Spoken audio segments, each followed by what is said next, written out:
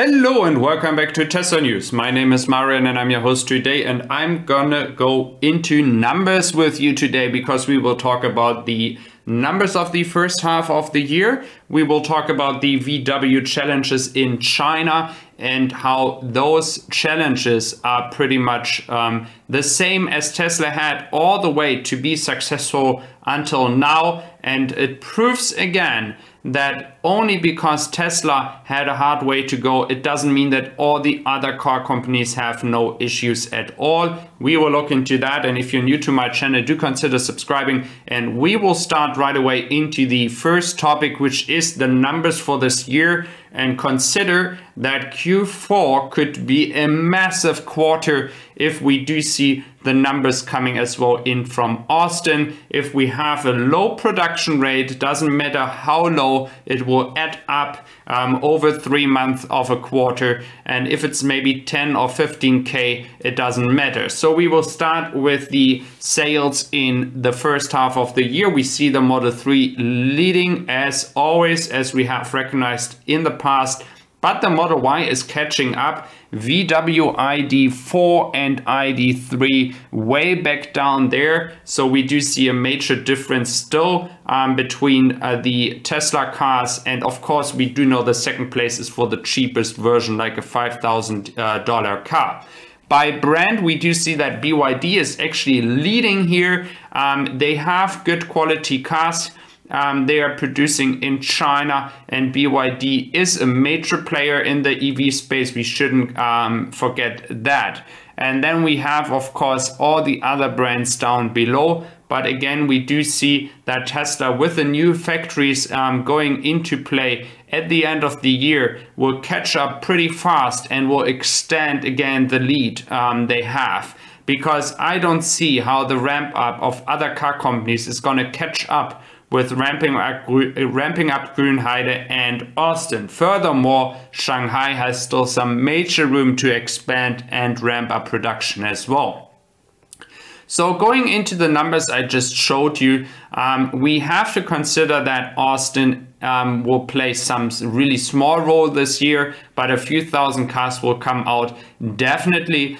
And then next year we do have the Cybertruck, the Semi, and we have then the Model Y here in Austin, as well as in Grünheide, the Model Y. So we have all the good signs for a major 2022 year. And what many people forget is that we had a big pause, a big break between the launch of the cars in Shanghai and the ramp up, which leads us to the success Tesla has this year. But now the accelerator is starting, 2 new factories coming in. And if we know, or don't forget about it, where Tesla was without China, and now with China, we are talking about like close to 900 to 1 million cars, then just imagine where the story is going to be once Grünheide and Austin simultaneously start to ramp up production. And what I see in Europe is a lot of excitement for the Model Y and as well the Model 3. And that is what I want to mention here. The Model 3, guys, is not going to decrease or get a big cut in its sales just because the Model Y is starting to be sold as well in Europe and in other countries. Because you shouldn't forget that the Model Y is a pretty pricey car, not based on my personal opinion, but based on many people that don't have the money to afford a 50K or less dollar car.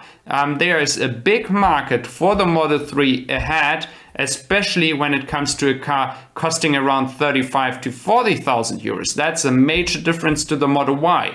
I don't want to critique in any way the Model Y. It's a great car.